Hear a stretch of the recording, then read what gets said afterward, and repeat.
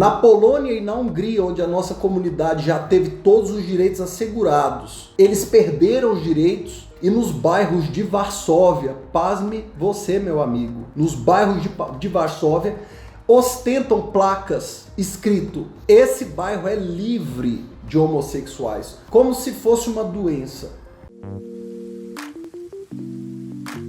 Israel, quero saber o seguinte, é seu primeiro mandato, digamos assim, como deputado? É o meu primeiro mandato como deputado federal, mas eu já tive 2 mandatos como deputado distrital, que é o deputado estadual aí para vocês, né? É porque eu sou do Distrito Federal, aqui não é um estado nem é um município, então aqui não tem nem vereador, nem deputado estadual. Aqui tem deputado distrital. Assim como não tem prefeito em Brasília. Brasília tem governador. Então é uma confusão. Por que você quis ir pra política? Eu entrei na política a partir da minha vivência na universidade, né? Tinha uma certa revolta porque a universidade ela não era acolhedora para pessoas como eu que não tinham dinheiro. Então eu não tinha como pagar alimentação. A universidade era muito longe da minha casa. Eu lembro que a Paula teve que fazer bombons para eu poder me manter nos estudos. Paula é sua ex-mulher. Era, na época que a gente já estava namorando que aconteceu essa vivência. Eu não tinha computador para fazer trabalhos e esse foi o estopim da minha revolta, porque os professores começaram a exigir isso sem levar em consideração os alunos de baixa renda. E lá naquela época, a gente que é dos anos 80, a gente entrou aí na universidade pelos anos 2000 mais ou menos, a universidade era muito elitista, muito, só tinha rico. Então a gente resolveu fazer força para que a associação dos alunos de baixa renda ficasse mais forte e a gente resolveu criar os cursinhos sociais. E esses cursinhos sociais pegavam estudantes carentes, socialmente vulneráveis, ensinavam esses estudantes para eles passarem nos vestibulares e anos depois no Enem, quando o Enem foi criado, né? E aí foi desse universo que de cursinhos sociais que eu entrei na política, porque os professores, que eram todos alunos da universidade aqui de Brasília, decidiram que era preciso ter política pública de inclusão de alunos pobres na universidade para a universidade ser mais colorida. Então, a minha trajetória, Matheus, é muito ligada às cotas socioeconômicas, cotas para a escola pública na universidade, cotas étnico-raciais. Eu participei de tudo isso aí na minha trajetória. É uma marca assim, muito forte para mim, porque quando eu comecei essa luta, a gente foi aqui em Brasília, no Distrito Federal, né, os primeiros a falarem: olha, a escola pública tem que ter um espaço na universidade pública, porque é injusto que somente os filhos dos ricos que estudam em escolas particulares a vida inteira consigam passar no vestibular. Então a gente precisa dar cursinhos sociais para quem não pode pagar por um cursinho, para ele se aperfeiçoar e passar no vestibular, né? Até filho de rico faz cursinho, Matheus, todo mundo tem que ter direito. E ao mesmo tempo a gente tem que separar o espaço para que a universidade seja mais plural. Antes de falar com você, eu estava conversando com a reitora da UFRJ justamente sobre isso, né? Sobre como nos últimos anos, e eu faço parte dessa luta, é o meu maior orgulho, tá, Matheus? A Universidade Pública Federal Brasileira se tornou mais rica, mais diversificada, né? Menos elitizada. Então, eu gosto muito de ter vivenciado essa trajetória. Então, eu entrei na política assim, mas eu já invadi sala de reitor, eu já botei fogo em lata de pedra com querosene para iluminar o campus, para as meninas poderem ir para a parada de ônibus em segurança, sem serem atacadas no meio da noite, que é um problema. Então foi uma guerra longa. É daí que eu venho. Ô Israel, e por que você resolveu assumir a sua sexualidade agora?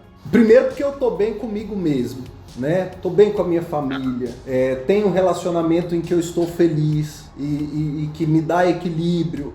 Então esse é o primeiro passo, né, Matheus? A gente tem que estar bem. E segundo, porque nesse momento qualquer neutralidade pode parecer conivência com a barbaridade que está acontecendo no Brasil. Então a gente pode dizer que o Brasil sempre matou gays. Isso é verdade. Nós somos o país que mais mata a comunidade LGBTQIA+, nas Américas. Não, mas a gente é o país que mais mata no mundo inteiro. Ah, sim, mas eu digo proporcionalmente na América, né? Em números brutos é do mundo, exatamente. Nós temos um problema muito sério no Brasil, que é um problema desde antes, mas pela primeira vez nós temos o líder máximo da nação falando abertamente que se ele pudesse, se não houvesse freios a ele, os direitos da nossa comunidade seriam cortados, tolhidos, diminuídos, tirados. Então era preciso falar, porque esse é o momento de ser combativo, Mateus. Eu acho que a nossa vida afetiva deve ser vivenciada e não falada. Só que a situação do Brasil está tão grave e os retrocessos no mundo inteiro estão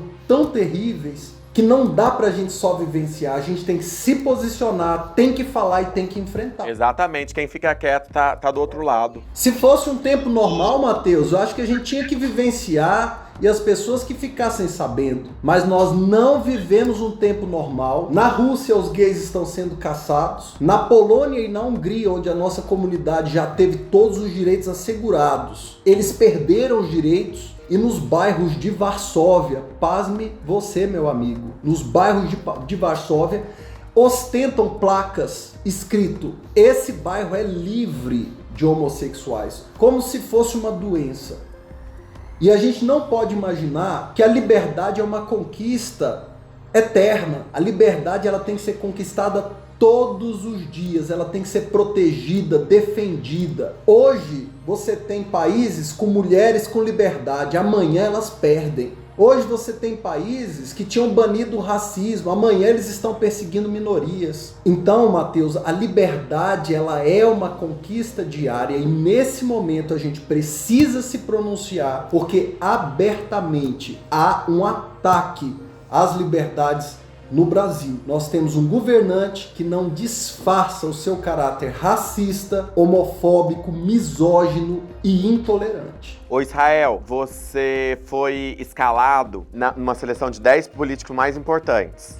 Nossa, eu fiquei muito orgulhoso, Mateus, você não tem noção. Mateus, olha só, quando eu entrei na política, eu sempre quis ser muito Caxias, então fiz muitos projetos legais e tal. Aí eu virei deputado federal, que é um cargo mais alto, cuida do Brasil inteiro. E aí eu tinha muito medo de ser considerado um deputado de baixo clero. Nós temos aí um político que foi deputado de baixo clero por 28 anos, depois virou presidente da República, que é o desastre que a gente está vendo. Então eu tinha muito medo de ficar no baixo clero, que é aquele conjunto de parlamentares que não fazem diferença nenhuma, que nunca aprovam nada, que nunca articulam nada. Então, a partir do primeiro ano, não tem jeito, você sempre vai ficar meio esquecido, porque é o primeiro ano, né? Mas a partir do segundo ano eu comecei a crescer, a apresentar bons projetos, liderar grandes orquestrações políticas para aprovar o Fundeb, por exemplo, né? De cada 10 reais que a escola recebe, 6 reais vem do Fundeb. Então eu fiz uma articulação para apoiar os meus colegas que estavam defendendo a tese. E aí esse ano veio essa recompensa, né? Eu ganhei o chamado Oscar da Política na categoria Educação, né? Então fui o melhor deputado do Brasil em educação e fiquei entre os 10 melhores do Congresso Nacional. Então, eu confesso para você que eu tô muito aliviado com isso. Tô contente, viu, Mateus? Tô muito feliz. E foi lá que você fez a tua primeira aparição com teu namorado, né? É verdade. Eu tinha que levar ele pro Oscar, né, amigo? Ele não ia me perdoar nunca. Como que ele chama? Ele chama Giovanni Rezende. É um lindão. Você tá há quanto tempo com ele? Eu tô desde o início desse ano. E ele trabalha com o quê? Ele é servidor efetivo do Senado. E ele é enfermeiro e é professor também, junto comigo, de concursos, cursinhos. Então nós dois somos professores e ele é da área de saúde, eu sou da área de história, geopolítica, ciência política. Legal. Tem algo que na vivência dentro do Congresso desrespeita a comunidade LGBTQIA+. Eu vejo muito vídeo, das vezes eles desrespeitando as mulheres, passando mão nas mulheres. Às vezes a gente vê esses vídeos viralizando. E de homofobia, LGBTQI-fobia, tem? Tem. Primeiro tem as coisas que são formais e que me irritam bastante, né? Por exemplo, quando alguém vai falar, tem que ter o dia do orgulho hétero, sabe? Tem gente que fala isso lá dentro do Congresso?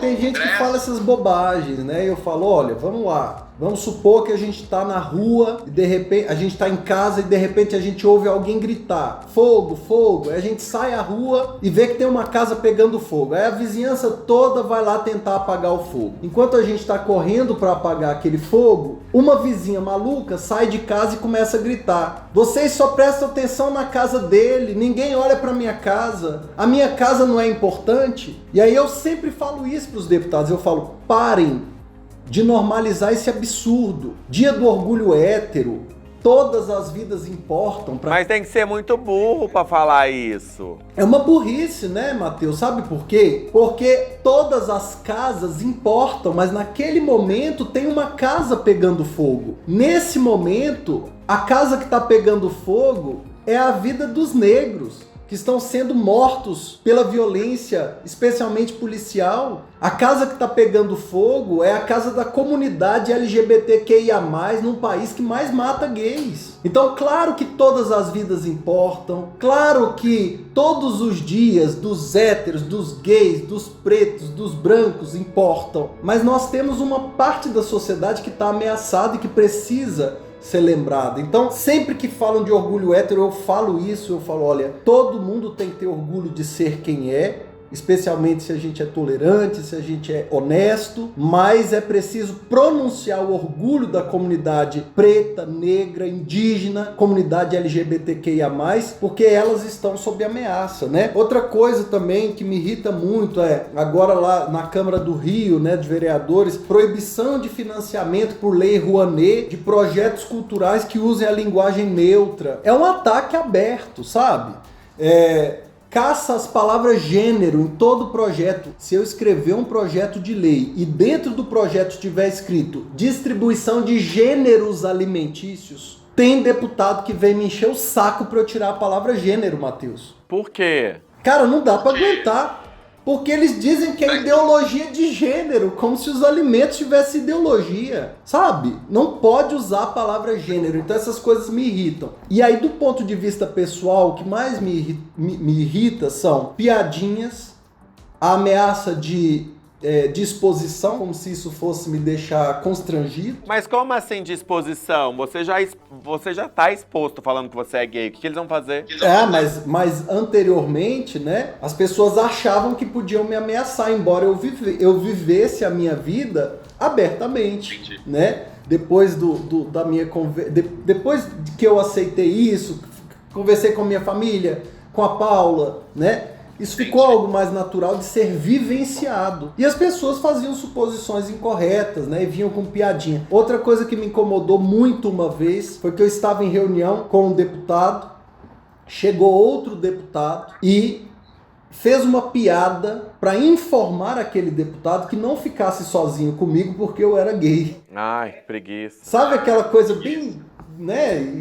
Muito feio. Agora, eu devo lembrar, Matheus, que no Congresso Nacional tem uma galera boa, tá? Que abriu os braços, acolheu, e para cada vez que eu sofri um ataque desse, teve muita gente que levantou e veio me defender e partiu para cima como se o problema fosse deles. E eu acho que é isso que tá certo, porque o problema é nosso sim. Toda vez que um negro é atacado, toda vez que tem um episódio de racismo, é problema meu? Sim. Toda vez que uma mulher é impedida de atingir o seu potencial, é problema de todo mundo, Matheus. Então a gente tem que acabar com essa história de que o homem heterossexual, cis, não tem que ter solidariedade, empatia com o problema dos outros, porque todo mundo tem que olhar para o outro também, porque as liberdades elas vão sendo tiradas aos poucos de grupos isolados. E os outros grupos acham que aquilo não é com eles, Matheus, até que eles perdem a própria liberdade por não terem defendido o outro. Então eu tive defesa sim, tive muito apoio. Deputado Marcelo Freixo, senador Fabiano Contarato, deputado Molon. Eu entrevistei o Contarato esses tempos atrás. Ele é muito gente boa, né? Ele é muito querido, muito preparado e tem uma história linda e assim, é com quem eu já convivo muito no Congresso Nacional, porque eu sou deputado, ele é senador, então a gente está muito pertinho ali, então estamos sempre convivendo.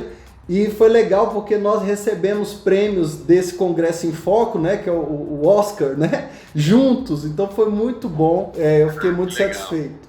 Israel, muito obrigado, que nós tenhamos mais políticos como você, da nossa bandeira aí no Congresso, para nos apoiar, enfim, para normalizar a nossa vida que já era para ser normal. Matheus, muito obrigado pelo convite, viu? Fiquei super satisfeito e estou à disposição aqui no Congresso Nacional como presidente da Frente Parlamentar de Educação e como presidente da Frente Parlamentar de Defesa do Serviço Público a Servir Brasil. Estou à disposição de vocês sempre, da nossa comunidade, sempre. Muito obrigado, fica com Deus, beijo.